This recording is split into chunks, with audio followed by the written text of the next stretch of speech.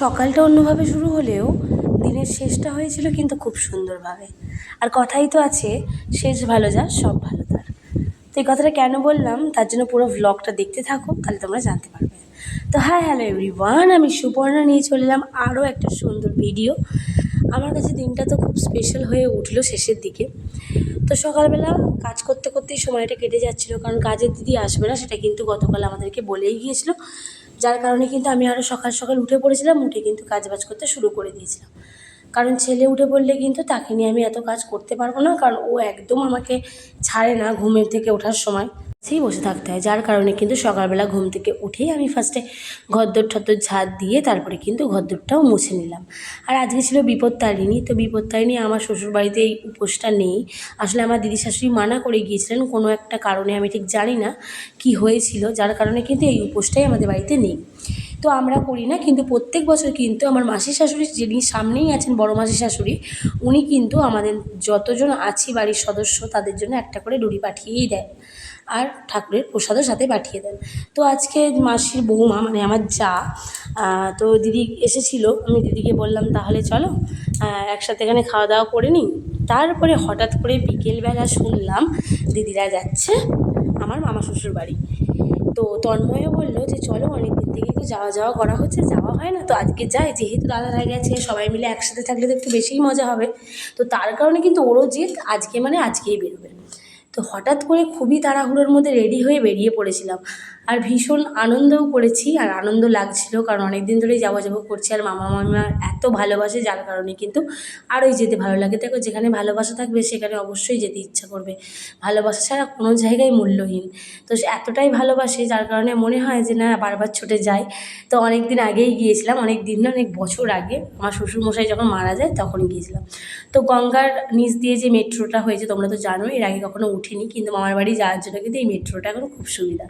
তো এই দেখো, এমনিতে কিছু বুঝতে পারা যাচ্ছে না, এই যে নীল বর্ডারটা আসছে তখনই বোঝা যাচ্ছে এটা গঙ্গা এসে গেছে। তো মামার বাড়ি থেকে তো শিয়ালদা যেতে হবে, শিয়ালদা থেকে আবার বাসে উঠতে হতো, অনেকটাই মানে বিরক্ত। তার থেকে কিন্তু এটা হেভি সুবিধা হয়ে গেছে, মাত্র 10 মিনিট। তো মেট্রো স্টেশন নেমে পড়লাম। তারপরে আমার মামা শ্বশুর কিন্তু স্কুটি করে আবার আমাদেরকে আনতে চলে এসেছিলো। ফার্স্টে আমাকে আর বাবুকে নিয়ে চলে গেল, আর তারপরে কিন্তু তন্ময় এসেছিলো। সত্যি বলতে মানুষরা এত বয়সেও কিন্তু অনেক পরিশ্রম করে, আর কতবার যে স্কুটি নিয়ে যাতায়াত করে আমাদের সবার জন্য।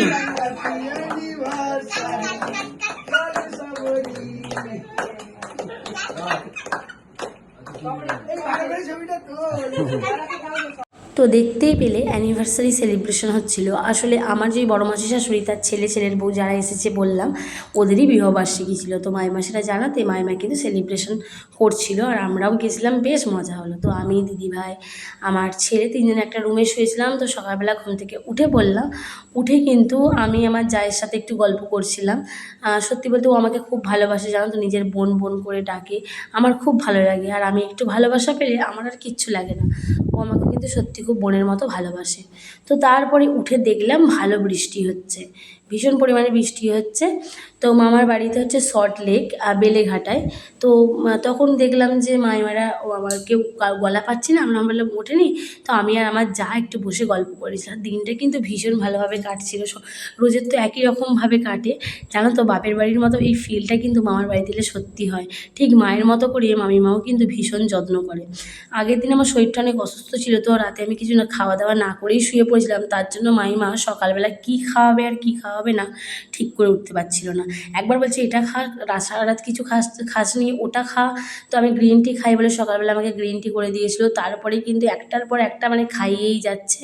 মানে খাইনি যেহেতু সকালে উঠে যে মানে শুধু এটা খা, ওটা খা, এটা করে দেবো, ওটা করে দেবো। সত্যি বাপের বাড়ির মতো ফিলটা মামা শ্বশুর বাড়িতে এলে সত্যি হয়, কারণ মায়েমা ঠিক এতটাই যত্ন করে, এতটাই ভালোবাসে, যার কারণে কিন্তু খুব ভালো লাগে। পুরো মায়ের মতো স্নেহ করে, যেটা আমার সবথেকে বেশি ভালো লাগে। আর সত্যি এইটুকু ভালোবাসা পেলে আর কি চাই বলো, আর কিছু লাগে না। ভালোবাসাটার জন্যই সব কিছু। তো যাই হোক, আমরা তো অনেক তাড়াতাড়ি উঠে পড়েছিলাম, আর ওরা ভাইয়েরা যেহেতু আলাদা শুয়েছিল, ওরা নাকি 3:30-র সময় ঘুমিয়েছে। তো ওরা অনেকটা বেলা করে উঠলো, উঠে কিন্তু ওরাও টিফিন করে নিচ্ছিল। তারপরে কিন্তু আমার মামার সাথে আমরা সবাই মিলে চলে এসেছিলাম একটু লেকে, রবীন্দ্র সরোবর যে লেক আছে সল্ট লেকে, জানো অনেকেই, তো সেখানে একটু ঘুরতে চলে এসেছিলাম। কারণ ঘরে তো বসেই ছিলাম, মামা বললো চলো ঘুরে আসে। দেখো আমি ভিডিও করছি দেখে মামা কিন্তু খুব খুশি। সত্যি বলতে মামা অনেক সাপোর্ট করে এই ভিডিও করায়। মামা এই যে এটা যে শ্বশুর, আমার সেই ফিলটাই আসে না, কারণ মামা ভীষণ ভালো একটা মানুষ, ভীষণ ভালো। মামিমাও ভালো, মামাও ভীষণ ভালো। মামিমাও তো বললামই তোমাদেরকে ভীষণ মেয়ের মতো করে ভালোবাসে, আর মামাও তাই জানো তো, মানে ভিডিও করা এই করা এগুলোকে অপছন্দ করে না বা খারাপভাবে দেখা এগুলো কিন্তু করে না। তো আমি ভিডিও করছি দেখে সেটাকে মানে কি বলবো, ভালোই বাসে। তো যাই হোক, বাবু একটুখানি হেঁটেছে আর হাঁটতে পারছে না, তো বললো চলো তাহলে বাড়ি যাওয়া যাক, কারণ ও যদি হাঁটতে না পারে আর এখন বড় হচ্ছে, ওকে তো আর কোলে কোলে নিয়ে এতটা হাঁটা সম্ভব না। তো যাই হোক, তারপরে কিন্তু এইভাবেই সময়টা কেটে গেল। আবার বিকেলের বেলা আমরা কিন্তু চারজনে মিলে আবার বেরিয়ে পড়লাম। তো যাই হোক, অনেকটা মন খারাপ নিয়ে বাড়ি ফিরে এলাম। তো চলো টাটা, দেখা হবে নেক্সট ভিডিওতে।